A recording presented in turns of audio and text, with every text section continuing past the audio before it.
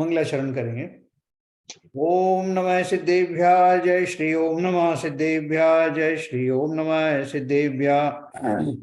मंगलम भगवान वीरो मंगलम गौतमो गणी मंगलम कुंद कुंदाद्यो जैनधर्मोस्तु मंगलम सर्वमंगल मांगल्यम सर्वकल्याणकारकम प्रधानम सर्वधर्माणां जैनम जयतु शासनम जैनम जयतु शासनम जैनम जयतु शासनम।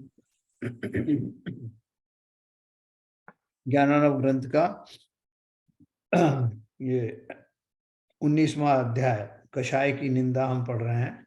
ग्रंथ के रचयिता हैं श्री शुभचंद्राचार्य। तो पहले जो कषाय के माध्यम से सबसे पहले जैसी कषाय की बात आती है, हम सब जानते हैं कि क्रोध कषाय जो है से प्रबल रूप से प्रखर रूप से दिखाई देता है, इसलिए उसकी चर्चा सबसे पहले की जा रही है। और पहले वो क्रोध से होने वाले नुकसान, क्रोध से क्या क्या हो सकता है सामने वाले के स्वयं के, उसकी चर्चा होगी। उसके बाद में ऐसे जीवों की चर्चा होगी जिन्होंने उस क्रोध कषाय पर विजय प्राप्त कर ली है। और वास्तव में क्रोध कषाय प्राप्त करने के पीछे जिसके कारण से क्रोध आ रहा होता है, उन सब का निवारण होने के पश्चात ही वो क्रोध का वास्तव में अंत होता है। तो कल हमने जो है 7-8 दोहे पढ़े थे। आज अपन उससे आगे पढ़ेंगे।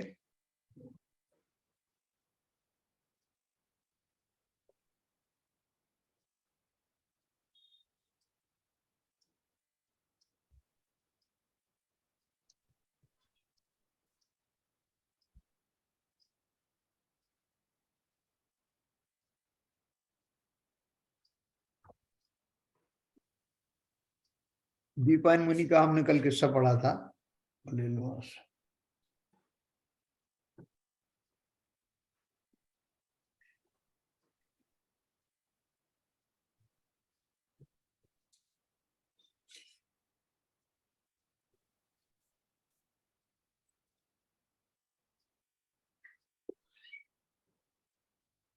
अभी किसी ने एक प्रश्न पूछा कि ये क्रोध आदि कषाय कब से हैं, तो उन्होंने बोला कि ये तो अनादिकाल से लगे हुए हैं। अपन ने पढ़ा था ये कषाय रूपी विषम ग्रह अनादिकाल से इस प्राणी के पीछे लगा हुआ है और यही अनंत दुर्निवार दुखों को प्राप्त कराने में समर्थ है ना। बोले एक क्रोध कषाय ही काफी है जीवों को दुखी करने के लिए, अभी बाकी कषायों की बारी आई नहीं। तो बोल रहे हैं ये 10 नंबर का अपन ने पढ़ा था। उसके बाद अगला अपन ने पढ़ा 11 नंबर का। आचार्य महाराज उपदेश करते हैं कि हे आत्मन, शांत भाव का अवलंबन करके क्रोध रूपी बहरी को निवारण कर और जिनागम रूपी महासमुद्र का अवगाहन कर, क्योंकि क्रोध निवारण करने का यही एक उपाय है। अपन ने कल इसकी चर्चा करी थी विस्तार से, जिसमें अपन ने पढ़ा था कि मतलब ये जो शब्द है या ये सेंटेंस है, ये तो हमारा बहुत पहले का ये चिर परिचित सेंटेंस है। इसको अपन ने कई बार कई ग्रंथों में पढ़ा, लेकिन यहाँ उसका जो भाव है वो बड़ा प्रगाढ़ रूप से विस्तृत उसका भाव है। उन्होंने क्या बोला कि क्रोध को निवारण करने के लिए जिनागम रूपी महासमुद्र का अवगाहन कर। तो जिनागम को महासमुद्र क्यों कहा और उसके अवगाहन से कैसे क्रोध दूर हो जाएगा?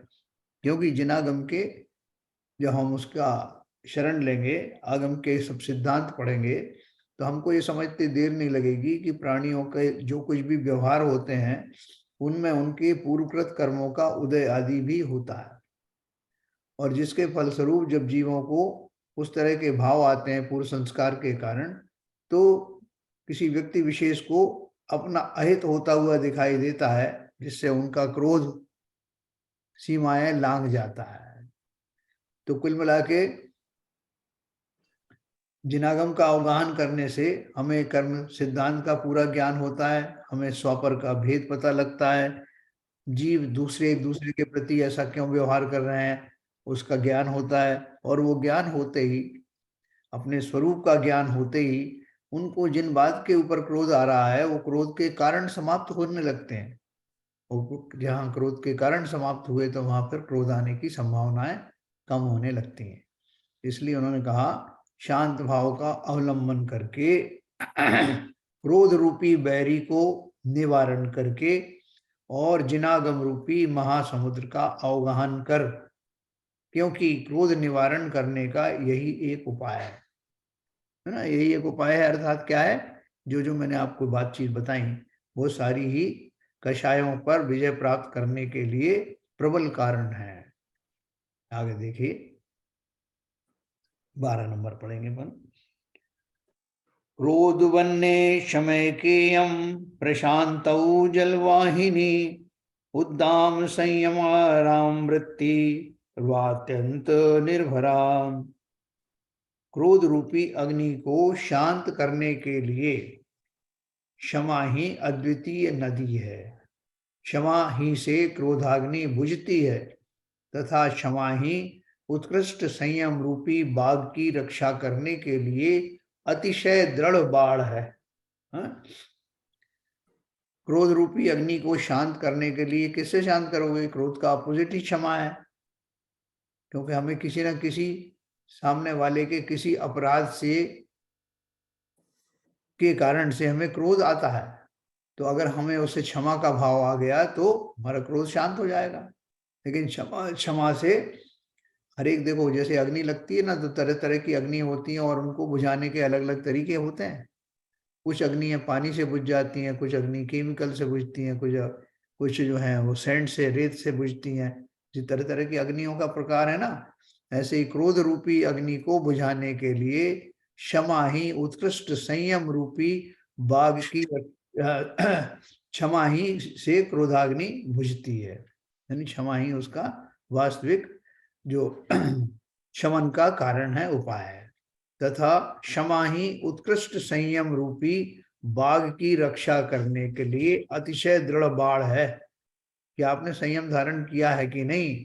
संयम धारण हो गया तो किसी भी दशा में मुझे क्रोध उत्पत्ति नहीं होगी, ये इसकी गारंटी हो जाएगी, है ना। जब हम चारों तरफ कोई बाढ़ लगाते हैं तो अंदर की चीजें सुरक्षित रहती हैं। तो मैंने क्या बाढ़ लगा रखी है कि चाहे कैसा भी संयम धारण करते समय, चाहे कैसे भी विपरीत दशाएं क्यों ना हो, प्रतिकूल संयोग क्यों ना हो, मैं उन संयम को भंग करने वाले या उसमें जो बाधा करने वाले हैं, ऐसे कोई भी तत्वों के या किसी भी तरह की चिंतन से अपने संयम को भंग नहीं होने दूंगा और ना ही ऐसे जीवों पर क्रोध करूंगा। तो सबसे पहले मैंने वो क्षमा का जो आवरण चारों तरफ लगा दिया है, उससे मेरा संयम सुरक्षित है। वरना तो एक क्रोध के आते ही सारा संयम छिन्न भिन्न हो जाता, जैसा अपन ने ऊपर पढ़ा। तो इसलिए क्रोध रूपी जो कषाय है वो उत्पन्न ना हो और मेरे संयम भंग ना हो, इसका उपाय है क्षमा भाव का भली प्रकार से विश्लेषण करके समझना। क्षमा का अर्थ क्या है, क्षमा किन परिस्थितियों में की जा सकती है, क्षमा करने के लाभ क्या हैं और क्षमा का बेसिस क्या रहेगा। तो क्षमा का बेसिस वो दयानंद राय जी ने पहले ही बताया। तय कर्म पूरब किए खोटे सहे क्यों नहीं जियरा अति क्रोध अग्नि बुझाए प्राणी साम्य जल ले सियरा। सर यहाँ प्रश्न है, कर सकता हूँ? हाँ हाँ, बोलिए बोलिए। देखिए, ये जो वाला दोहा है जो आपने पढ़ा है, ये वाला का उसमें एक प्रश्न उठता है। पहले उसमें विवेचन किया आपने हाँ कि जो मुनि हैं, उत्कृष्ट मुनि हैं, हाँ संयम के धारी हैं हाँ और सारे उन्होंने संयम धारण किए हैं। हाँ और एक बार क्रोध आता है तो सारे संयम जीरो होके सारा किया कराया जीरो हो जाता है। हाँ हाँ, बिल्कुल। मगर दूसरी तरफ 10 लक्षणों में पहला धर्म है उत्तम क्षमा का। हम्म। तो जो मुनि हैं सातवें गुण स्थान में हैं, तो वो 10 धर्म के तो पालते ही हैं, तो हाँ धर्म पालते हैं, तो उत्तम क्षमा का तो वो पालन करते ही हैं। हाँ। तो वो उत्तम क्षमा का अगर पालन कर रहे हैं तो वो ये क्षमा की बाढ़ से उस क्रोध को क्यों नहीं रोक पाए, और क्यों उनके सारा तब भंग हो गया? देखो सभी मुनियों के ऊपर नहीं लागू होता ना। दीपायन मुनि जैसे कुछ चंद मुनि हैं जो नहीं रोक पाए। हाँ, वही इसलिए तो मैंने प्रश्न यहाँ उठाया। हाँ नहीं, तो उत्तम क्षमा तो पहला धर्म है, और ये बिल्कुल। उत्तम क्षमा जब है पहला धर्म है, तो उन्होंने ये तो एक श्रावक का ही धर्म है। श्रावक से जब क्या कहते हैं, चौथे गुण स्थान में जाते हैं, पांचवें में जाते हैं, छठवें में जाते हैं, तो ये तो सबसे पहला धर्म है उत्तम क्षमा धर्म। तो ये क्षमा भाव क्यों नहीं था उनमें, क्या नाम है, दीपायत मुनि में क्यों नहीं पैदा हुआ? नहीं पैदा तो हुआ। ऐसा नहीं था कि प्रारंभ में नहीं, जब मुनि दीक्षा ली, सातवें गुण स्थान को टच भी किया, तो उस समय तक तो वो अपने ये सारे धर्म का पालन हो ही रहा था। लेकिन इनके बीच में जैसे हमारा जो आर्त ध्यान है वो छठवें गुण स्थान तक बना रह सकता है। बना रह सकता है अर्थात उसकी संभावनाएं रहती हैं कि जीवों के किसी पूर्वकृत कर्म के उदय के कारण से उनकी वो साधना भंग हो सकती है। देखो ये जो उपदेश दिए जाते हैं इसमें ऐसा नहीं खाली ये वो जो उन्होंने मुनि दशा धारण करते ही फिर कभी उनके उतार चढ़ाव जीवन में आएंगे नहीं, ऐसा होता नहीं। नहीं नहीं, वो तो बिल्कुल कटु सत्य है। हाँ मगर जो इतने मतलब समय से इतने छठवें सातवें गुण स्थान में पहुंचा है तब संयम करके, हाँ तो ये तो सबसे पहला धर्म है उत्तम क्षमा धर्म। मतलब हाँ उत्तम वो क्षमा धर्म का धारण तो बाकी तो ब्रह्मचर्य वाला जो अंतिम धर्म आकिंचन धर्म तो सबसे वास्ट में आता है। हाँ तो इसलिए प्रश्न उठा के मतलब दीपायन मुनि को जो पहला ही धर्म था उसका ही वो पालन नहीं कर पाए, मतलब ऐसी स्थिति कैसे बन गई? नहीं ऐसी स्थिति बनती है, बहुत बार बनती है। तभी तो देखो सभी मुनि श्रेणी आरोहण नहीं कर पाते, पहली बात। दूसरी बात, सातवें गुण स्थान से डिग करके जीव, बहुत सारे जीव चौथे गुण स्थान में आ जाते हैं, और बहुत सारे तो चौथे से पहले गुण स्थान में भी आ जाते हैं।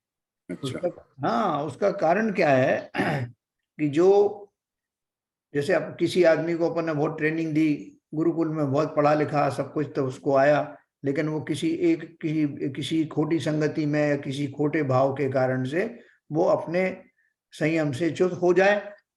जैसे उस राजा की बात करी थी जो राजपद छोड़ करके वो तपस्या कर रहा था, और अनोखी तपस्या कर रहा था, और लगता था कि अब मोक्ष चले जाएंगे। लेकिन जब वो केवल ज्ञानी से पूछा कि ये अभी कौन से भाव चल रहे हैं इसके, तो उन्होंने बोला नरक जाने के। तो उनको बहुत ताज्जुब हुआ। राजा सैनिक वहां पहुंचे और उनको कारण मालूम पड़ा कि इनके जो बेटे हैं जिनको वो राज दे के आए थे उसके अगेंस्ट में कुछ मंत्रियों ने उत्पात शुरू कर दिया। तो इनको जैसे ही किसी ने सुनाया तो उनकी वो सारी साधना धरी के धरी रह गई, और उनके मन में एक भाव आया कि अरे मैं होता तो मैं देख लेता, अभी देखता हूं। ऐसा पुत्र प्रेम जागृत हुआ, और अपनी वो राजा रूपी सामर्थ्य का उन्हें ज्ञान हुआ। तो ऐसा किसी भी क्षण किसी को भी हो सकता है। श्रेणी आरोहण से पहले तक की ये दशाएं हो सकती हैं। तो ये जो उपदेश आदि दिए जाते हैं, आपने वो छेदोपस्थापना संयम आदि पढ़ा था ना, जिसमें अगर किसी का संयम भंग हो जाए तो उसे कैसे स्थापित किया जाता है। क्योंकि तो जीव की सभी कर्मों से निवृत्ति इसीलिए तो उसके ऊपर जोर दिया जाता है, जब तक वो कर्म सत्ता में है कब कौन सा कर्म उदय में आ जाएगा पता नहीं। तो वो चारित्रिक दुर्बलताएं जो हैं तब तक रहती हैं, इसलिए छद्मस्त कहा जाता है। 12वें गुण स्थान तक के जीव को भी छद्मस्त कहा जाता है ना। तो ठीक। ये किसी को भी अगर ये सब सहज में होता तो फिर वो मुनियों को उपदेश देने की जरूरत ही नहीं थी, और ये पूरा ग्रंथ तो मुनियों को उपदेश देने के लिए है।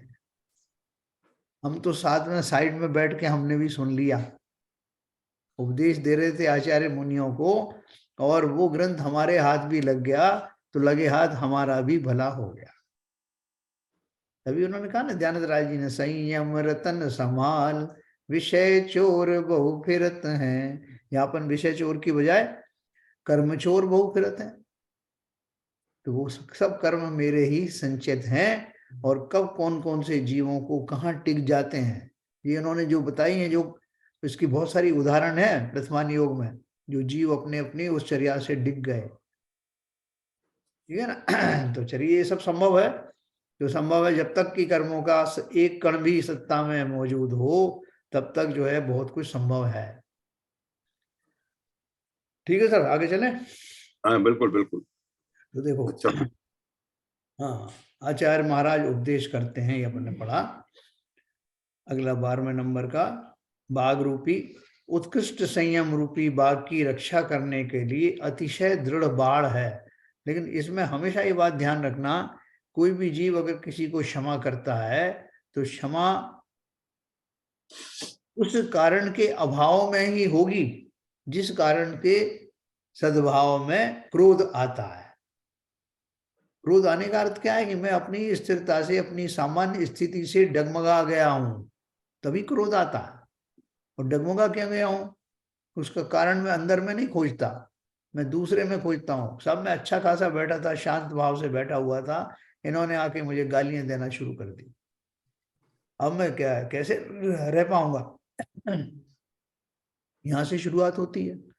लेकिन उस व्यक्ति को आप समझाओ जो कि ज्ञानी नहीं है कि भैया ये जो गाली दे रहा है पहले तुमने भी गाली दी होंगी, तो उसको ये बात हजम नहीं होने वाली कि आप क्या बात कर रहे हो, हमने कब दी गाली, और पूर्व जन्म में दी होंगी तो किसको पता है। अभी तो ये तो अभी आ गया गाली देने। आपको कैसे पता है? हाँ, आपको कैसे पता है? आपको कैसे पता कि पहले इसे हमने दी थी यार। और मैं आपको मेरा स्वभाव नहीं मालूंगा, मैं कितना शांत भाव वाला हूँ। मैं इस व्यक्ति को ज्यादा जानता भी नहीं हूँ, मैंने इसका हित भी नहीं किया, ये पता नहीं किसका पक्ष लेकर के आ गया और मुझे गालियां दे रहा है। तो अगर मैं गाली नहीं दूंगा या सह बदला नहीं लूंगा या क्रोधित नहीं होगा तो पता नहीं ये क्या क्या कर देगा।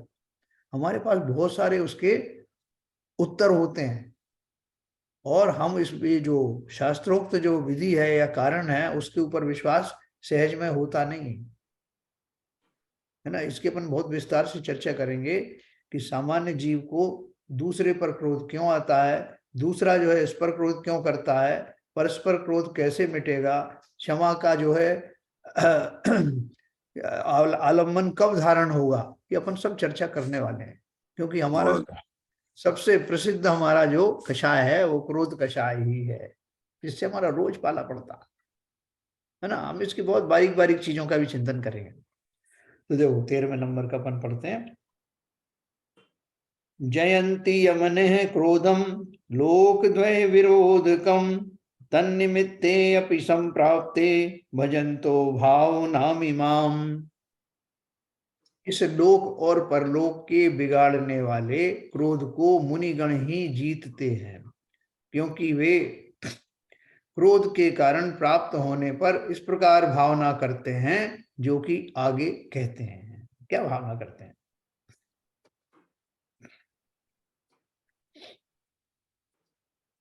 यद्यप यद्यय कुरुते कोऽपि मां स्वस्थं कर्म पीड़ितं चिकित्सवा चिकित्सत्वा स्फुटं दोषं स एवा कृतिमः सुरतः। मुनि महाराज ऐसी भावना करते हैं कि मैं कर्म से पीड़ित हूँ, कर्मोदय से मुझ में कोई दोष उत्पन्न हुआ है, सो उस दोष को अभी कोई प्रकट करे और मुझे आत्मानुभव में स्थापित करके स्वस्थ करे, वही मेरा अकृत्रिम मित्र है। हैं? हे, भावार्थ है, जो मेरे किसी कर्म के उदय से दोष लगा हो तो उसे काढ़कर जो मुझे सावधान करता है वही मेरा परम मित्र है, क्योंकि उसके प्रकट करने से मैं उस दोष को छोड़ दूंगा, अतएव उससे मुक्त हो जाऊंगा। इस प्रकार भावना करने से दोष करने वाले से क्रोध नहीं उपजता। हाँ, कोई बताओ, कबीरदास जी ने इससे मिलता जुलता कोई दोहा कहा था, बताओ किसको याद है? वो था ना, क्या कहते हैं, मैं दूसरे की गलती निकालने चला मुनि। हाँ, तक नीरे राखिए आंगन कुटी छपाए, बिन हाँ पानी साबुन बिना निर्मल करे स्वभाव। एक तो यही था। वो दूसरा आप बोल रहे हैं बुरा जो देखन में चला पुराना हाँ नहीं देखा, है ना, वो अलग है। अभी यहाँ क्या बात कर रहे हैं कि जो आपकी निंदा करता है, निंदक नीरे राखिए, उसको अपने पास रखना, आंगन कुटी छवाए, मैंने भरपूर स्वागत करते हुए। क्यों? क्योंकि वो बिन पानी साबुन बिना निर्मल करत सुभाए। ये आप कोई स्थिति होगी छेदो स्थापना वाली। नहीं नहीं, ये वाली स्थिति नहीं, ये स्थापना, ये क्या है, हमारी और आपकी स्थिति है। नहीं मतलब गृहस्थ जीवन के लिए हाँ छेदो स्थापना वाली स्थिति हो गई, हाँ मतलब हाँ हाँ अगर हाँ। देखो, वो छेदों में स्थापना की स्थिति तब आएगी जब हमने कोई नियम संयम धारण कर लिया हो और हम उससे डिग रहे हो। यहाँ तो यस, ये स्थिति हमारी रोज की है, हमने नियम संयम कोई धारण किए नहीं है, लेकिन ओके, फिर भी हम बड़े त्रस्त रहते हैं इस बात से कि कोई व्यक्ति हमारी निरंतर बुराइयां करता रहता है। एक व्यक्ति नहीं है, बहुत सारे आते हैं और चले जाते हैं। तो वो कबीरदास जी कहते हैं कि ऐसे मौके को छोड़ना मत। जो व्यक्ति आपको गाली दे रहा है या आपके दोष आपको बता रहा है, वो किस लिए बता रहा है?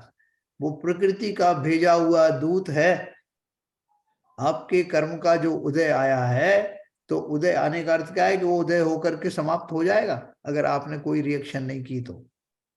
लेकिन अगर रिएक्शन की तो वो कर्म मल्टीप्लाई होकर के फिर से सत्ता में बैठ जाएगा। तो बोले क्या करूं साहब? बोले जो व्यक्ति तुम्हारे पास आया है, तुम्हें दोष बता रहा है तुम्हारा, तो वो तुम्हारे स्वभाव को निर्मल कर रहा है ना, जिससे कि वो आपका जो दोष है वो उनसे आप रहित हो जाओ। तो आपने बोला साहब वो दोष मुझ में है ही नहीं जिसकी ये चर्चा कर रहा है, तो अब क्या करूं? दोष होता तो चलो फिर भी मान लेता, लेकिन ये तो वो दोष बता रहा है जो मेरे अंदर है ही नहीं। और इसमें कोई कमी है क्या दोष की? खुद कितना दोषी है, मेरे को आके सीख दे रहा साहब, तो मुझसे तो नहीं रहा जाता। हमारे पास बहुत सारे तर्क हैं। तो अज्ञानत राय जी ने उसका भी विकल्प किया ना, गुण को गुण कहे अयानो। तुम्हारे जो गुण है उनको दुर्गुण कहने लगे, ऐसे लोग भी मिलेंगे। कहिए अयानो वस्तु छीने, बांध मार बहुविधि करें। क्योंकि हम दूसरे तर्क देते ना कि ठीक है साहब, गुण को अवगुण कह दिया वो तो ठीक है, लेकिन मेरा सामान छीन रहा है ये, तो कैसे रह जाऊं? तो बोले वो भी चलेगा। बोले आप मारधाड़ करने लगा, बोले वो भी चलेगा। उन्होंने तो उसको आगे बढ़ाते गए लिमिट को, जितना आप बर्दाश्त कर सकते हो। और उसके लास्ट में उसका बेसिस बता दिया कि जो कुछ घटनाएं तुम्हारे साथ हो रही हैं वो बेकार में नहीं हो रही हैं, अकारण नहीं हो रही। इसलिए लास्ट में उन्होंने बोला कि साहब सब तरह से आप बोल रहे हो कि कोई मारे भी, छीने, घर से निकाल दे, तन विदार दे, तब भी बैर ना करे, ऐसे कैसे हो सकता? किस आलम्बन के आधार पर? कर्म पूर्ण तब किए उन्होंने कहा थे कर्म पूरब किए खोटे, सहे क्यों नहीं जिए राम। अति क्रोध अग्नि बुझाए प्राणी, साम्य जल ले सिए राम। समता का जल कहाँ से आएगा? जब तक ये कर्म के रहस्य, कर्म सिद्धांत को भली प्रकार समझ करके उस पर हम विश्वास नहीं करेंगे, तब तक साधारण प्राणियों की तरह हम भी क्रोधित होते रहेंगे। क्या फर्क है हमें उनमें, क्रूर प्राणियों में, कुत्ते बिल्ली सर्प आदि में, और हम में? नहीं साहब वो तो मैं तो ऐसे ही करूंगा। करो, बिल्कुल करो। एक दिन हम भी इसी जाति में वहीं से निकले और फिर चले जाएंगे। तो फिर क्या करूं साहब? वे अकारण कोई गाली दे, अकारण करे तो क्रोध नहीं आएगा क्या? और बोले साहब मैंने तो ऐसा ऐसा देखा है कि जो क्रोध करते हैं वो बड़े सुखी रहते हैं। एक ने, किसी ने एक गाली सुनाई, मैं साहब 10 सुनाता हूँ। मेरे देखो एक सज्जन थे हमारे यहाँ डिपार्टमेंट में, वो कहते थे कि हाथ में जूता होना जरूरी है, तभी लोग सीधे रहते हैं। बोले तुलसीदास जी ने भी लिखा है, भय बिन प्रीत न होत गुसाई। तो इसलिए हम लोगों को भयभीत करके रखते हैं साहब, जिससे मेरे ऊपर कोई आंच ना आए। अगर भयभीत रख करके अपने कर्म का निवारण हो रहा होता तो कोई भी मुनि जो है वो शांत भाव का आलम्बन लेते ही नहीं। वो भी भयभीत करके रखते लोगों में, तुम्हें श्राप दे दूंगा, मैं तुमको ये कर दूंगा। लेकिन वो अल्टीमेट नहीं है। जब तक साम्य अवस्था में नहीं आएगा जीव, शांत परिणाम नहीं होंगे, तब तक ये कषायों की उठापटक जीवन में चैन से बैठने नहीं देगी। बोले साहब आपने तो मेरा सारा वो जो वीरता थी, बहादुरी थी, वो सब पे आपने वो लगा दिया। ऐसे थोड़ी होता है मेरे इतना सामर्थ्यवान मैं हूं और कोई मुझे गाली दे के चला जाए, किसकी मजा है? मैं बार बार हुंकार भरता हूं अपने शारीरिक बल की, अपने अंदर बैठी हुई खोटी चतुराइयों की, जैसा उसने अभी देखा नहीं है किससे पाला पड़ा। ये सारी बातें क्षुद्र लोगों के लिए होती हैं, जिन्होंने अभी संयम जीवन में देखा नहीं, कर्म सिद्धांत पर जिन्हें विश्वास नहीं है, वो वास्तव में इस तरह का चिंतन करते हैं। और जिन्होंने वास्तव उस चिंतन को अपनाया, वो ऐसा सोचते हैं कि ओ ये तो मेरा बड़ा उपकारी है। जिस समय गजकुमार मुनि के सिर पर सिगड़ी जलाई तो उन्होंने उसको गालियां दी क्या? उनका ससुर का ही जीव था। उन्होंने तो क्या कहा, क्या चिंतन किया कि भैया बहुत बहुत धन्यवाद है इस व्यक्ति को जिसने मुझे इस शरीर से मुक्त करने की योजना बनाई। मैं स्वयं तो कर नहीं पा रहा था, लेकिन इन्होंने जो मुझे जो निमित्त प्रदान किया है, पहली बात तो उनके जो भी भाव रहे हैं उसकी जिम्मेवार वो स्वयं है, उन्हें अपने भावों का फल उनको मिलेगा। लेकिन मुझे तो ये वास्तव में बड़े सहयोगी लग रहे हैं। अगर ये नहीं होते, ये उपसर्ग नहीं करते, तो मैं अपने स्वभाव में इतनी गहराई से चिंतन नहीं कर पाता, उसमें इतनी गहराई से प्रविष्ट नहीं हो पाता, और फलस्वरूप मुझे केवल ज्ञान की उत्कृष्ट दशा कैसे प्राप्त होती। इसलिए मैं इनका बहुत बहुत शुक्रगुजार हूं, जिस व्यक्ति ने ये उपसर्ग रूपी अमृत मुझे दिया। ऐसा कौन सोच सकता है? हमें सोच सोच करके हमें विश्वास नहीं होता।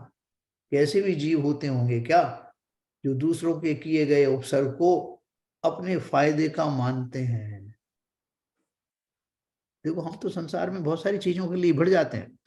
नहीं साहब देखो, ये व्यक्ति जो है मेरे लिए तो जो कुछ है ठीक है, लेकिन ये समाज के लिए कंटककारी है, इसलिए उसके लिए तो आप मुझे छूट दो ना क्रोध करने की। मैं इस व्यक्ति को बिल्कुल सही कर दूंगा, इसको मैं नामो निशान मिटा दूंगा, समाज की सेवा कर रहा हूँ, देश की सेवा कर रहा हूँ। ऐसे भाव भी आते हैं, लेकिन ऐसे भाव किस भूमिका में आते हैं, ये भी अपन को ध्यान रखना है। हम उस भूमिका से ज्यों ज्यों निवृत्त होते जाएं, हमारे पास में वो साहस होना चाहिए कि मैं इनसे कैसे मुक्त होऊंगा, इन भावों से। इन भावों का ढाल बनाकर कब तक क्रोधित होता रहूंगा? हमारे पास बहुत सारे वो तरीके हैं जिससे हम जस्टिफाई करते हैं कि मेरा क्रोध करना बिल्कुल सही है। साहब आप क्या बात करते हो? हम अपने तर्कों के द्वारा सामने वाले को निरुत्तर करने की योग्यता रखते हैं, लेकिन ये खाली योग्यताएं, ये सब जो पूरी किसी भी तरह से जो लॉजिक्स दे करके हम कन्विंस करते हैं, किसको छल रहे हैं?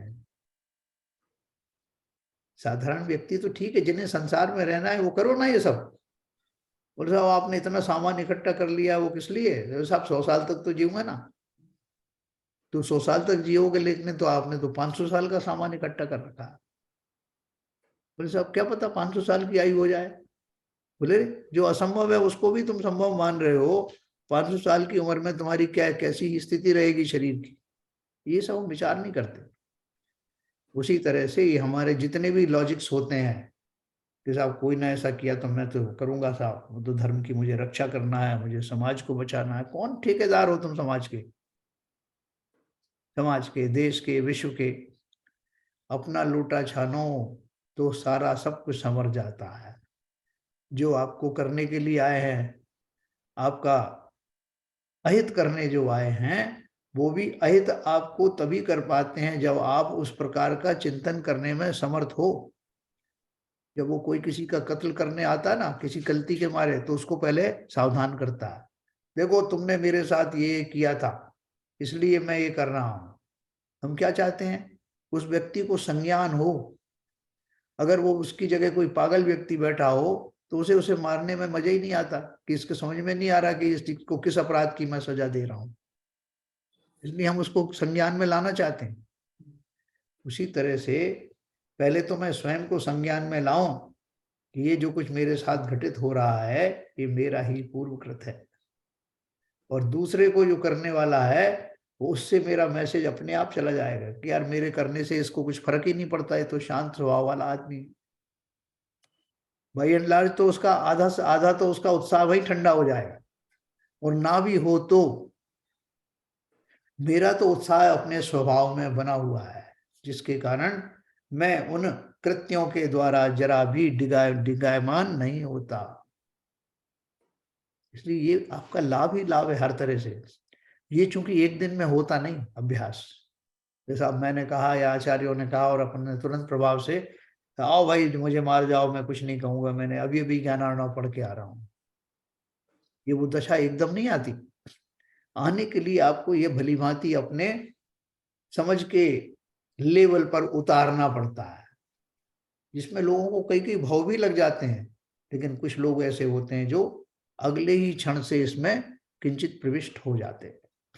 इसलिए उन्होंने कहा जो मेरे किसी कर्म के उदय से दोष लगा हो तो उसे निकाल कर जो मुझे सावधान करता है, वास्तव में मेरा दोष है या नहीं भी है, अगर नहीं अभी दिखाई दे रहा है तो पहले का होगा, और दोनों की दशाओं का नहीं भी होगा तो कम से कम मुझे तो इस अवस्था से निकाल कर मेरी परीक्षा हो जाएगी कि मैं कितना समता में रह पाता हूं। जो मुझे सावधान करता है वही मेरा परम मित्र है। इसलिए उन्होंने देख, कबीरदास तो जैन नहीं थे ना, मुस्लिम थे, जुलाहा थे। उन्होंने लिखा निंदक नीरे राखिए आंगन कुटी छवाए बिन पानी साबुन बिना निर्मल करे स्वभाव। तो समाज में, देश में, विश्व में आपके कोई भी ऐसे सो कॉल्ड शत्रु हों जो ऐसा आचरण कर रहे हों तो उन्हें मित्र ही समझना। वो अपनी कॉस्ट पर अपने कर्मों का संचय करके आपका भला कर रहे हैं, क्योंकि उसके प्रकट करने से मैं उस दोष को छोड़ दूंगा, अतएव उससे मुक्त हो जाऊंगा। हमें कोई समझाए, हमारा घर का हमारा स्वजन हो या कोई और बाहर का मित्र हो, हमें कोई बात के लिए टोक रहा है, समझा रहा है, तो हमारा हित ही तो कर रहा है। हम उस तरह से उस भाव से लेंगे, अरे मुझे तो अपना दोष पता ही नहीं था। वास्तव में हमको अपना दोष पता नहीं लगता, लेकिन कोई समझाए तो हमें बर्दाश्त भी नहीं होता। अरे साहब आपने मेरे से ये कह दिया, आपने ऐसा टोक दिया। लेकिन हम अगर ईमानदारी से विचार करें तो वो दोष हमारे अंदर है। किसी ने दिखा दिया, जैसे आईना दिखाता है तो हमें उस पर कुपित थोड़ी होना है। आईने में मैं अगर गंदा दिख गया तो आईना फोड़ दूंगा। उसी तरह से पूर्ण विश्वास के साथ, निष्ठा के साथ, अपने दोषों को बताने वाले के साथ में मित्रवत ही व्यवहार करना, ये आचार्य का आशय है। इस प्रकार भावना करने से दोष करने वाले से क्रोध नहीं उपजता। ये क्रोधों को दूर करने के तरीके बताए जा रहे हैं। खाली इतना कह देने से नहीं होता भाई साहब क्रोध मत किया करो, और क्रोध ना कराने की सलाह देने वाले ने आपको ये सब बता भी दिया, जैसे दयानंद राय जी ने बता दिया, तब भी मैं मानूंगा तब ना, मैं मानूंगा ही नहीं। ऐसे लाख दयानंद राय जी अब खड़े कर दो, वो कुछ भी कहते रहे, तो नहीं मानूंगा तो वो क्षमा धर्म मेरे जीवन में आएगा क्या? इसलिए ये इतनी सारी जो जुगाड़ बता रहे हैं, ये इसलिए बता रहे हैं कि भैया सोच के तो देखो इसमें सार है क्या। अगर सार नहीं है तो करो क्रोध जितना करना है, जला दो अपने आप को, जला दो सबको, बन जाओ भगवान, हैं? बनूंगा क्या मैं? तो उसी तरह की बात है। देखो 15 में और आगे बात करते कैसी भावना वो जीव भाते हैं। हत्वा सपुण्य संतानम मद्दोषम यो निकृंतति तस्मै यदि रुष्यामि मदन्य क्रोध अधमस्तता। उन्हें ऐसी भावना करते हैं कि जो कोई अपने पुण्य का क्षय करके मेरे दोषों को काढ़ता है या कहता है, उससे यदि मैं रोष करूं तो इस जगत में मेरे समान नीच व पापी कौन है? जो मैंने आपको अभी पहले बताया कि जब आपसे कोई कहता है, मालूम है, उसको जब वो कहने के भाव आते हैं तो उसके भाव बदल जाते हैं। आपको कोई गाली देता है या आपको कोई तीक्ष्ण शब्दों में कुछ समझाता है, आपसे कुछ बदला लेने आता है, तो वो स्वयं का पुण्य क्षय करके, क्योंकि उसे तो दोष लगेगा, किसी दूसरे जीव को का दिल दुखाने से उस जीव को तो दुख होगा ही। अगर उसको दिल दुखाने के भाव से आ रहा है तो उसको तो कर्म बंद हो गई। लेकिन हम सोचो कि बेचारा इस कीमत पर, ऐसी कीमत चुका कर भी मेरा भला कर रहा है ना, जो मैंने आपको ऊपर बताया। उन्हें ऐसी भावना करते हैं कि जो कोई अपने पुण्य क्षय करके, यानी अपने पुण्य की कीमत पर मेरे दोषों को काढ़ता है, कहता है, उससे यदि मैं रोष करूं तो इस जगत में मेरे समान नीच व पापी कौन है। ये बहुत सारे साथ लोग। ये वाली कैटेगरी वो निंदक नियरे वाली नहीं हो सकती। नहीं, देखो दोनों में कनेक्शन है। ये जो व्यक्ति जो कह रहा है वो अब उसकी तरफ से बता रहे हैं कि जो व्यक्ति आपके अहित करने के लिए आया है, उस व्यक्ति को भी कितने दोष लग रहे हैं। तो वो दोष लग रहे हैं, आप जानते हो इस बात को कि बेचारा मुझे जो कहने आया है इस प्रोसेस में ये कितने कर्म बांध रहा है, लेकिन मेरा तो भला कर रहा है ना। जैसे माता है अपने बच्चे को लाख परेशानी सह करके भी उसका पालन पोषण करती है, स्वयं गीले में सोती है, बच्चे को सूखे में करती है, और सब तरह से यातनाएं सह के आधा पेट रहेगी और बच्चे को ज्यादा खिलाएगी पिलाएगी। अपनी सब परेशानियों को सहते हुए भी वो उस बच्चे के प्रति उपकार करती है। लेकिन वो बालक अगर कृतज्ञ हो जाए, उसके उपकारों को भूल जाए, तो हम उसे नीच बोलते हैं। तेरी माँ ने तेरे लिए क्या क्या नहीं किया, तूने ये उसका सिला दिया। उस सिमली को यहाँ लेके आए कि जो व्यक्ति इतनी मुसीबत लेकर के तुम्हारा भला करने के लिए आया है, क्या मुसीबत लेके आया, उसके कर्मों का बंद होगा, कितने कितने भव तक वो भटकेगा, ये मुसीबत सहकर भी तुम्हारा भला कर रहा है। बोले साहब मेरा भला क्या हुआ, तुमको एक मौका दिया गया है शांत रहने की, तुम्हारी परीक्षा में वो सहायक है, और अगर आपने उस कर्म को सह लिया तो हमारे उस कर्म की निर्जरा हो गई, हमारे तो लाभ ही लाभ है ना, लेकिन उसका बेचारे का क्या नुकसान है, किस कीमत पर वो कर रहा है, ऐसा जान करके उसका उपकार मानना। अब समझ में आया ये बात। तो सर मैं दूसरे तरफ से इसको कहना चाहूंगा, हाँ इसमें ऐसा है, उन्हें ऐसी भावना करते हैं कि जो कोई अपने पुण्य का क्षय करके हाँ मेरे दोषों को निकालता है, हाँ कि मैं यदि रोष करूं तो जगत में मेरे समान कोई नीच नहीं पापी नहीं है। हाँ मेरे जो समझ में आ रहा है वो इस तरह से है।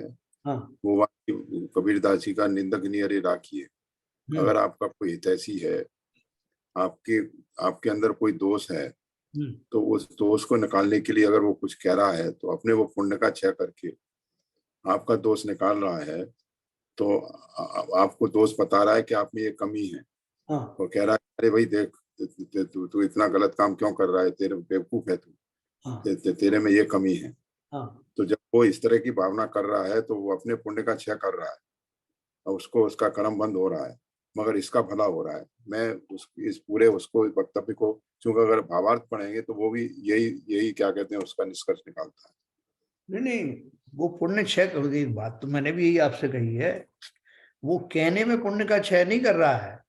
अगर आपको कोई मुनि महाराज या कोई जो सद आचरण वाला व्यक्ति आपको समझा रहा है, तो वो समझाने का जो उसका भाव है उससे उसका पुण्य क्षय नहीं होगा।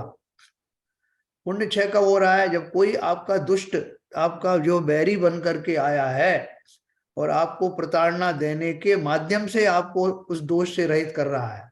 आपको किसी ने गाली दी और गाली दे करके आपके दोषों को बताया, तो आपके दोषों को आप समझ करके, अगर हम समझदार हैं तो अपने उस दोष को समझ लेंगे, हाँ भाई मेरे अंदर ये कमी थी, ये गलती थी, मैंने ये किया और मैं उसका निवारण करूंगा। लेकिन उसने जो गाली दी है वो उसने अपने पुण्य की आहुति दे करके, मतलब वो जो भाव से आया था उसका तो बंद होगा, खोटा बंद होगा। लेकिन वही मुझे, मैं मैंने भी वही कहा। तो बस वही हम एक ही बात कर रहे हैं। अच्छा। उससे यदि मैं रोष करूं तो इस जगत में मेरे समान नीच व पापी कौन है। जैसे मैंने आपको माता का बेटे का उदाहरण दिया, उसी तरह से माता का तो अपन को सहज में समझ में आता है कि वो तो अच्छा ही करती है, लेकिन ये इस व्यक्ति ने गाली दे करके कैसे अच्छा किया मेरा, ये उन्होंने बताया, उसमें वो निंदक नीरे राखी हो गया। और जब वो ये कर रहा था, मुझे गाली दे रहा था, तो उसका भी कुछ बंद होगा कि नहीं होगा, तो उसका बिल्कुल। तो, उसका जो बंद हो गया, उसको सोच करके, जो ज्ञानी पुरुष उसको सोचना चाहिए कि ये बेचारा उस कीमत को दे करके अपने आप के कर्म बांधते हुए भी मेरा भला कर रहा है। Yes yes. जैसे कोई अपना धनाधिक व्यय करके पर का उपकार करता है, उसी प्रकार जो अपने पुण्य रूपी परिणामों को बिगाड़कर मेरे दोष कहे, अर्थात मुझे सावधान करके मेरे दोष काढ़े, तो ऐसे उपकारी पर क्रोध करना कृतज्ञता ही है। बिल्कुल स्पष्ट क्लियर हो गया। बस वही बात अपन कर रहे थे, क्योंकि देखो तो ये यहाँ बात। एक क्वेश्चन है, हाँ बोलिए। तो हम कभी ऐसा बहुत बार होता है कि हमारे को हमारे शुरू में हमारे साथ में बड़ी असफलताएं लगती हैं हमारे को, हाँ और बहुत से लोग धोखा देते हैं, बहुत से लोग हमारे साथ में प्रभाव करते हैं, और लेकिन उस वजह से हम कोई एक अच्छा व्यवसाय और एक अच्छी लाइन पकड़ के उसमें बहुत सक्सेसफुल हो जाते हैं। हाँ लेकिन हम वो जो हमारे निमित्त बने थे हमारे अच्छे बनने के लिए, हाँ उनका भाव गलत था, तो हम हाँ। उनको कभी भी अच्छा नहीं कहते हैं। कभी भी हम कहते हैं अरे वो ऐसा था वैसा था और उसने यूं किया मेरे साथ में वो किया, जबकि होता ऐसा है कि उनके निमित्त की वजह से ही आपकी लाइन सही पकड़ी गई, या उनकी निमित्त की वजह से ही आपको प्रॉपर कोई अच्छा काम मिला और आप आगे बढ़े उसमें। तो बिल्कुल। उस बात को हम कभी नहीं करते हैं, लेकिन हम उसके जो बुरे व्यवहार को या उसके कुछ ऐसे उस व्यवहार को हम बहुत याद रखते हैं। ऐसा क्यों होता है? देखो ये हमारी समझ की बात है। हमारे एक इसमें सर्विस मान कषाय के कारण एक्चुअली सर्विस मान कषाय आहत होता है। हाँ हाँ बोलिए तो बोलिए। शैलेंद्र जी कह रहे हैं तो मान कषाय अगर है तो जो अगला मतलब एक तरीके से नहीं बता रहा है, आप चाहते हैं कि वो हमारे दोष तो ठीक करे पर बड़े उससे मतलब हाँ प्यार से अपन दया भाव से, अगर उसने थोड़ा सा भी कड़क होकर बोल दिया तो हाँ हमारा मान आहत होता है, तो इसलिए हम उसको अच्छा नहीं हाँ समझते या हम रिएक्ट भी कर सकते हैं उसके लिए। बिल्कुल सही। अपन कहते हैं भैया अगर तुम मुझे समझाने चाहते तो ये कोई तरीका है समझाने का? हाँ ढंग से समझा दे। तुम गाली दे रहे हो दो चार और इस तरह से भाव बॉडी लैंग्वेज से लग रहा है कि तुम जो है मेरे से रुष्ट हो। मैं ऐसी बात नहीं एक्सेप्ट करता। हाँ प्यार से कहो ना। उस प्यार से कहने वाले मतलब जिसने कहा है उसके प्रति हमें रोष उत्पन्न होता है ना। और हमारी जैसे इन्होंने कहा कि मेरी अभी एक कषाय थोड़ी है, बहुत सी भरी हुई है। मान कषाय भी तो है ना।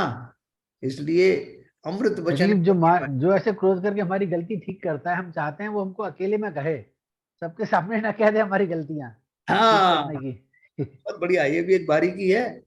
जैसा वैसे तो मैं उनकी बात मान लेता और मैं जानता भी हूँ मेरे अंदर ये कमी है, लेकिन उन सबके सामने कहा साहब तो मैं कैसे सह लेता। इसलिए मैंने भी उनको बहुत सुनाया, भले ही वो सही थे। ये सब जो मानव मन की जो बारीकियां है ना, ये अपन को डिस्कस करना है। जो आपके मन में आए, आप जैसे अभी ये आपने बात करी कि कोई मुझे अकेले में कह दे तो फिर भी बर्दाश्त कर लेता हूँ। अरे बर्दाश्त करने की बात क्या है? बात तो तुम्हारे भले की है, इसलिए उसको भली प्रकार से लेना।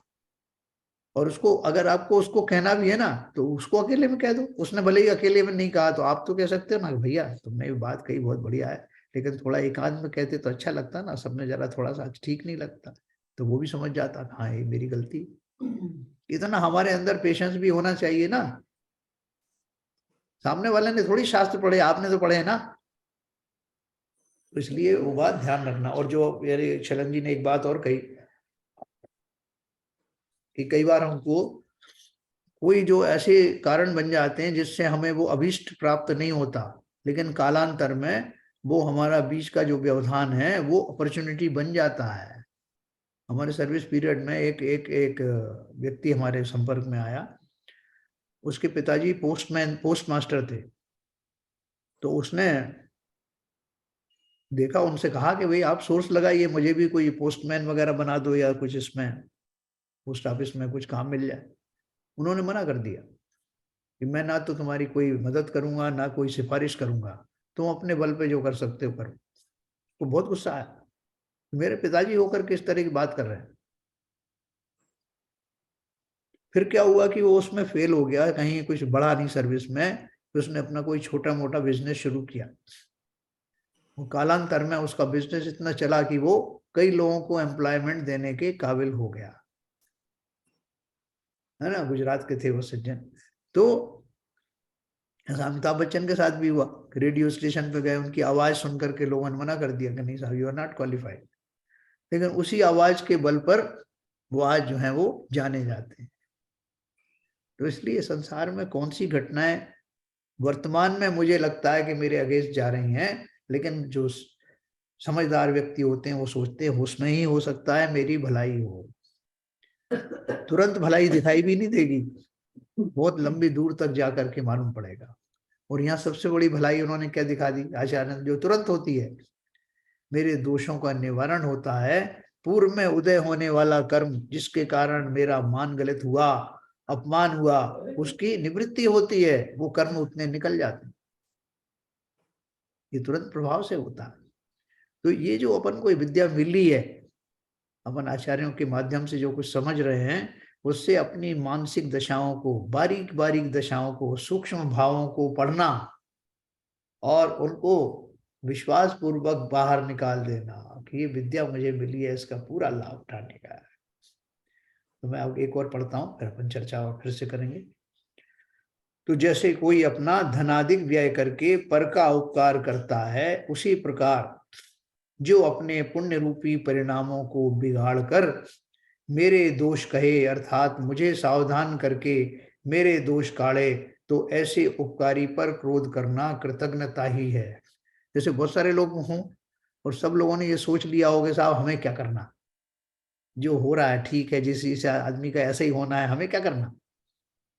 तो उसमें भी दो तरह के लोग होंगे, एक तो जो है वो ऐसे उदासीन भाव से कि कौन चक्कर में पड़े, और दूसरे इसलिए कि हमारा किसी को कहने का भाव नहीं, जब जिस जीव का जो होना होगा होगा। ऐसे शांत परिणाम, वास्तविक परिणाम वाले भी होंगे। और तीसरी कैटेगरी वाले ऐसे होंगे जिनसे रहा नहीं जा रहा, जो आपको कहे बिना मानते नहीं है, मेरा उपकार तो ऐसे जीवों से ही इस भूमिका में होगा। ये दोनों कैटेगरी वाले तो कहेंगे नहीं, एक बोलता मुझे क्या करना और एक बोलता है कि भैया सब जीव अपने अपना सब समझदारी से काम करते हैं, मुझे क्या है। तीसरी कैटेगरी वाला जिसे कहने का भाव आ रहा है, आप समझना कि मेरे लिए ही आया है, ये मैसेंजर बनकर आया है प्रकृति का, और इसको भली प्रकार से समझ करके उसका लाभ उठाना, ये इसका अर्थ है। एक पढ़ते हैं 16वां नंबर। आकृष्टो अहम हतो नैव हतो वा न द्विधा कृतः, मारितो न हतो धर्मो मदीयो अन्येन बंधुना। जो कोई अपने को दुर्वचन कहे तो मुनि महाराज ऐसा विचार करते हैं कि इसने दुर्वचन ही तो कहे हैं, मेरा घात तो नहीं किया। हाँ, वही जो ध्यानथ राय जय वाला।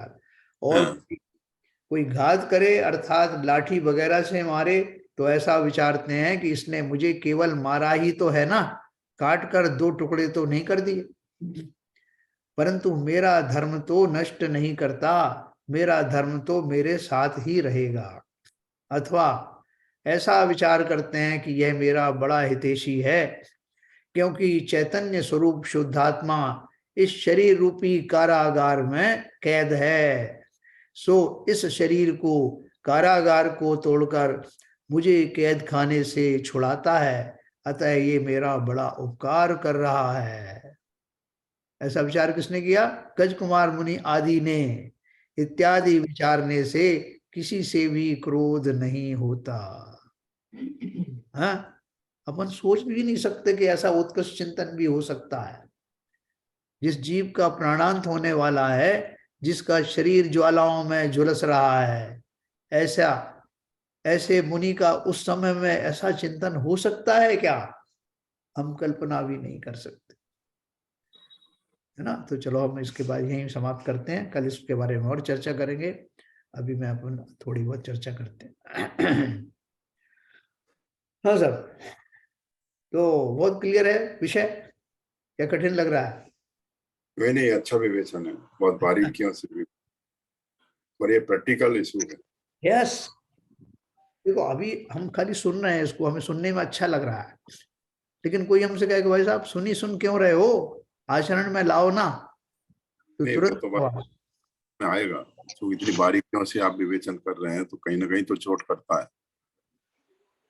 बढ़िया आचार्य ने क्या खोल कर रख दी, परत दर परत मानस मन का जो साइकोलॉजी है, जो हमारा मनोविज्ञान है, इसके पीछे छुपी हुई हैं वो अनंत वासनाएं, अनंत कषायें, उनकी एक एक परत उधेड़ देने से मेरे पास कोई फिर जस्टिफिकेशन नहीं रहता कि नहीं साहब मैं तो फिर तो क्रोध करना ही पड़ेगा ना। क्यों करना पड़ेगा? जैसे हमने कबीर भी पढ़े और हमने काफी काफी मतलब हमने जो सोशल सब्जेक्ट पढ़े, लेकिन कहीं भी इस चीज का कोई खुलासा किसी ने किया ही नहीं कि भाई सोचने का नजरिया ये भी हो सकता है। जी। तो मेरा कहना ये है कि ये हमारे कहीं भी शिक्षा में कभी भी आता ही नहीं है, और हाँ। ये हम भाग्यशाली हैं कि जो हम लोगों ने स्वाध्याय चालू किया और हम साथ में आ गए। लेकिन जिनको यदि स्वाध्याय नहीं मिल रहा है जी। तो उनका कैसा हो रहा होगा, बड़ा हाँ। अच्छा, हरभजन साहब कुछ बोल रहे हैं, बोलिए। नहीं, मैं तो सिर्फ आपको बस इंगित कर रहा हूँ, कहीं से आवाज आ रही थी अभी। अच्छा। हाँ वही कह रहा हूँ। हाँ हाँ, कोई आवाज नॉइज है कोई। अभी अब बंद हुई? दोबारा चलेंगी। हाँ मेरे यहाँ से, क्योंकि मैंने वो लाइट चली गई तो एक और चालू किया था, पता नहीं, देखता हूँ मैं। हाँ ठीक है, अभी तो आवाज ठीक है, नहीं, अभी तो अभी क्लियर है। अभी हाँ। क्लियर। हाँ, तो यही कह रहा हूँ कि कोई भी हमको ऐसा, जो हमारी पढ़ाई, जो एजुकेशन में कहीं भी कोई ऐसा पार्ट नहीं आया जो हमको सोचने का ये नजरिया भी दे। जबकि कबीर को भी पढ़ा हमने, हाँ हाँ लेकिन हाँ। कबीर को पढ़ने के टाइम में भी किसी टीचर ने, किसी अध्याय ने कहीं इसको ऐसा डिस्क्राइब नहीं किया कि इसको इस विचार से भी सोचा जाए। हम्म। तो मैं समझता हूँ कि ये हमारी एजुकेशन में भी यदि कहीं थोड़ा पार्ट भी डाला जाए इसको, तो बहुत कुछ चेंज हो सकता है लोगों का।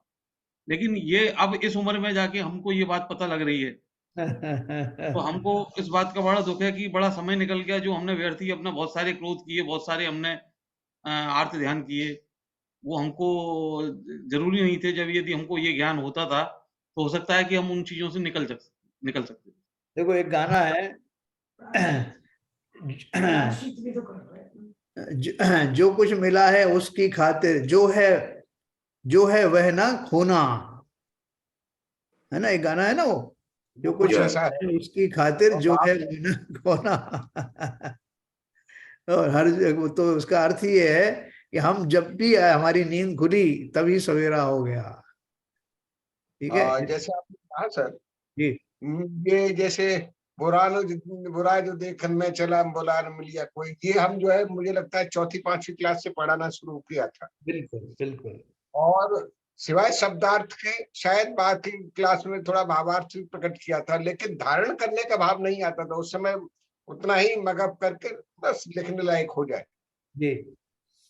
इस तरह की मंशा ही नहीं थी।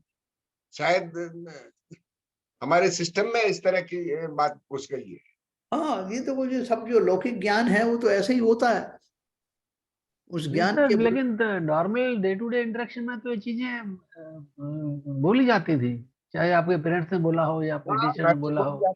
टीचर्स ने बोला हो। ये जो क्रोध के बारे में आपने जो कुछ भी बताया है वो व्यवहार में आया है कहीं ना किसी रूप में, या तो आपके सीनियर्स ने बोला हो, भाई ने बोला हो, पेरेंट्स ने बोला हो, कि या टीचर ने बोला हो, आपके फ्रेंड ने बोला हो, भाई तू ऐसा बोल सकता था इसको। मतलब ये जो चीजें हैं, ऐसा नहीं कि हमारे तो एकदम नहीं हूँ। हाँ, नहीं, नहीं जो एलकेजन साहब आप कह रहे हैं, ये तो प्रैक्टिकली हमने पूरे जीवन भर एक्सपीरियंस किया है। यस। मगर तो जो आचार्य जी इसकी विवेचना कर रहे हैं, उसको चिंतन करके उसको दूर करने का, निवारण करने का हमने कभी प्रयत्न नहीं किया। उसको समझा नहीं कि अगर हम ऐसा सोचेंगे तो हम ये किस कर्म बंध की वजह से हो रहा है, कर्म उदय की वजह से हो रहा है, और इसके ऊपर हम रिएक्ट ना करें, हम क्रोध ना करें। ये तो निश्चित है, फ्रेंड ने बोला, बॉस ने बोला, टीचर ने बोला, माँ ने बोला, बाप ने बोला, किसी पड़ोसी ने बोला, एक दूसरे के कम्युनिकेशन हुई, आदान प्रदान हुए, उसमें क्रोधा को दोनों तरफ से हुआ, और समझाया भी, बड़ों ने भी समझाया। मगर उस चीज को इससे धारण करके ऐसा कोई प्रवचन नहीं दिया, विवेचना नहीं की कि हम इसको अवॉइड करके और उसको धारण कर सके, जो आचार्य जी कह रहे हैं, जो मैं समझता हूँ इस बात। नहीं, हाँ, नहीं, मैं इसी बात को थोड़ा आगे बढ़ाता हूँ। ये जैसे ललित जी ने सही बोला, लेकिन जब हम क्रोध कर चुके या हमारा आर्त ध्यान हो चुका, तो हमारे भगवान ने हमको ये संभावना देके या बड़े लोगों ने या हमारे जो लोगों ने हमको समझा के उससे बाहर निकाला, हमको आर्त ध्यान से बाहर निकाला और हमारे स्वभाव को शांत किया, ये तो निश्चित रूप से हुआ। लेकिन ये हमारी समझ में कभी नहीं बैठा कि ये हो रहा हमारे साथ में, ये गलत और सही है, वहीं हम उसको सुन के क्रोध में आ गए और आगे के हम वही बात कही है सर, वही बात मैंने कही, सेम थिंग आई हैव। देखो अपन अभी इसमें और आगे ये पढ़ेंगे कि मैं अपने क्रोध को कैसे कैसे जस्टिफाई करता हूँ और मैं सामने वाले को निरुत्तर कर देता हूँ अपने उससे, जब ऐसा होगा तो हम फिर भी गुस्सा नहीं करेंगे। और हमने देखा कि इससे बहुत फायदा होता है साहब, उनका प्रमोशन हो गया, वो बड़े क्रोध हो दिखाते थे तो किसी की हिम्मत नहीं उन्हें रोकने की, तो इसलिए मुझे भी करना चाहिए। ऐसे हमारे पास सैकड़ों ऐसे जस्टिफिकेशन है जिसके रहते हुए हम सामने वाले को ये कन्विंस करना चाहते हैं कि मेरा क्रोध करना ठीक था। तो अपन वो लॉजिक्स भी पढ़ेंगे, हमारे अंदर की जो बारीकियां हैं वो भी पढ़ेंगे, वास्तव में उनसे कुछ लाभ होता है, ये हमारा ये मिथ्या भ्रांति है, ये सब अपन पढ़ने वाले हैं। ठीक है सर? तो चलिए जिनवाणी स्तुति करेंगे।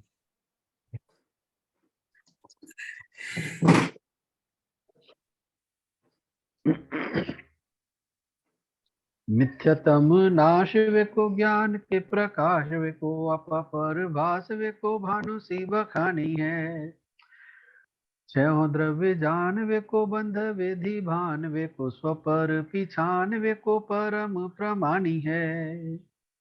अनुभव बताए वे को जीव के जताए वे को काहू न सताए वे को भव्य और आनी है। जहाँ तहाँ तार वे को पार के उतार वे को सुख विस्तार वे को यही जिनवाणी है। हे जिनवाणी भारती तो है जबूदन रैन, जो तेरी शरणा गए सो पावे सुख चैन। जिनवाणी के ज्ञान से सूझे लोकालोक, सो वाणी मस्तक धरो सदा देते हैं धो, सदा देते हैं धो। जिनवाणी माता की जय। जय। नमो नमोकार।